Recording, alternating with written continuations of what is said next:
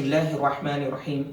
آداب ناظرین، 17 ستمبر کو اسلامی مملکت حیدرآباد کی ہندوستان میں انضمام کے 71 برس مکمل ہو جائیں گے۔ بھارتیہ جنتا پارٹی اور اس کی ہم خیال جماعتیں بڑے پیمانے پر جشن آزادی حیدرآباد کا اہتمام کر رہی ہے۔ تلنگانہ کے چیف منسٹر مسٹر کے چندرشیکھر راؤ نے بھی یہ کہہ دیا ہے کہ حیدرآباد لبریشن ڈے کے موقع پر قومی پرچم لہرایا جا سکتا ہے۔ حیدرآباد 1763 عیسوی سے 1948 عیسوی تک ایک مثالی اسلامی ریاست رہا، جہاں اکثریت ہندو عوام کی تھی اور حکومت اسلامی تھی۔ اس کے باوجود ہندو مسلم اتحاد مثالی رہا۔ حیدرآباد کے آخری حکمراں نواب میر عثمان علی خان تھے، جنہیں ان کے اپنے قریبی رفقا نے دھوکے میں رکھا، فریب کیا اور ان کی حکومت کا تختہ الٹا۔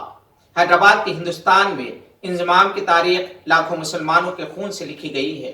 جس طرح سے 13 ستمبر سے 16 ستمبر کے درمیان آپریشن پولو کے نام سے جو کچھ ہوا، وہ کسی حد تک سندر لال کمیٹی کی رپورٹ میں محفوظ ہے۔ حیدرآباد ہندوستان میں شامل ہے۔ 1948 عیسوی کے بعد جو نسل ہے، اس نے صرف اپنے بزرگوں سے گزرے ہوئے حالات حیدرآباد کی تاریخ سے متعلق سنا اور کچھ کتابوں میں پڑھا۔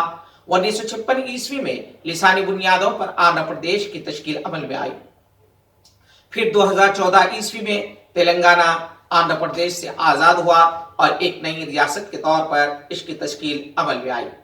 حیدرآبادی مسلمان آندھرا پردیش میں خوش تھا، تلنگانہ میں بھی خوش ہے، کیونکہ آندھرا پردیش اور تلنگانہ دونوں ہی ہندوستان کا حصہ ہے اور نئی نسل کو 71 سال پرانی تاریخ سے نہ تو کوئی دلچسپی ہے نہ کوئی لینا دینا ہے۔ بی جے پی اور دوسری جماعتیں اگر اس کا جشن مناتی ہیں تو اس سے اس کا کیا فائدہ ہے، وہ وہی جانتی ہے۔ حیدرآبادی مسلمان، چاہے وہ 1948 عیسوی سے پہلے کا یا بعد کا، وہ اس حقیقت سے واقف ہے کہ حیدرآباد کی مسلم حکمراں، چاہے وہ قلی قطب شاہ ہو یا نظام، انہوں نے ہندو مسلم اتحاد کے لیے کام کیا۔ ان کی مذہبی رواداری مسلمہ ہے۔ نظام کے لیے ہندو اور مسلمان اپنی دو آنکھوں کی طرح عزیز تھے۔ ان کے وزیر اعظم مہاراجہ کرشن پرساد اور کمشنر پولیس رائے بہادر وینکٹ رام ریڈی تھے۔ سعودی عرب کی تیل تنصیبات پر حملوں کے بعد تیل کی پیداوار 50% تک گھٹ گئی ہے اور تیل کی عالمی قیمت میں خطرناک حد تک اضافے کا امکان ہے۔ امریکہ اس حملے کے لیے ایران کو ذمہ دار قرار دے رہا ہے، جبکہ یمن کے حوثی باغیوں نے اس حملے کی ذمہ داری قبول کر لی ہے۔ اس حملے نے سعودی عرب کو ہلا کر رکھ دیا ہے۔ سعودی عرب میں حالیہ عرصے کے دوران جو تبدیلیاں کی گئی ہیں، اس کے بعد سے ہونے والے ان واقعات پر عام مسلمان کا رد عمل سوائے افسوس کے کچھ بھی نہیں ہے۔ عام تاثر یہی ہے کہ ایک مقدس سرزمین کو جس طرح سے عیش و عشرت کا مرکز بنایا جا رہا ہے، جہاں مساوات کے نام پر عورت کو بے پردہ کیا جانے لگا، سینما ہال کے بعد نائٹ کلبز اور بارز کھول دیے گئے، نماز کے اوقات کے دوران پہلے کاروبار بند رکھے جاتے تھے، اب وہ پابندی ختم کر دی گئی۔ مغربی آقاؤں کی خوشنودی کے لیے مقدس سرزمین کو ناپاک کیے جانے کے بعد جو عوامی رد عمل ہونا چاہیے تھا، ویسا نہیں ہوا ہے۔ امریکہ کے لیے ایران کو نشانہ بنانے کا ایک سنہرا موقع ہے۔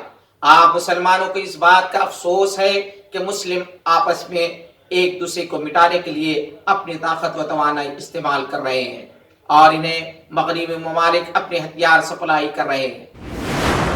ممتاز محقق، دانشور، شاعر ڈاکٹر سید تقی عابدی نے اپنے دورہ حیدرآباد کے موقع پر میڈیا پلس آڈیٹوریم میں گواہ اردو ویکلی کی جانب سے حضرت سیدنا امام حسین رضی اللہ تعالی عنہ رہبر عالم کے موضوع پر توسیعی لیکچر دیا۔ ہمارا معاملہ نہیں ہے، نہیں، یہی تو دعوت دیتا ہے اسلام۔ حق و باطل میں تمیز کرنا یہ آپ کا وجدانی نہیں بلکہ آپ کا مذہبی فرض ہے۔ جب آپ نے لا الہ الا اللہ کہہ دیا، اقبال یہ کہتے ہیں کہ میرا مقصد اسلام کی، جس کی صدارت تلنگانہ اردو اکیڈمی کے چیئرمین مولانا رحیم الدین انصاری نے کی۔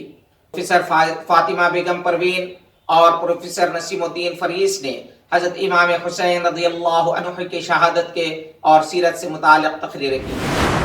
افغانستان کرکٹ ٹیم نے مسلسل 12 T20 انٹرنیشنل میچز جیت کر ورلڈ ریکارڈ قائم کر دیا ہے۔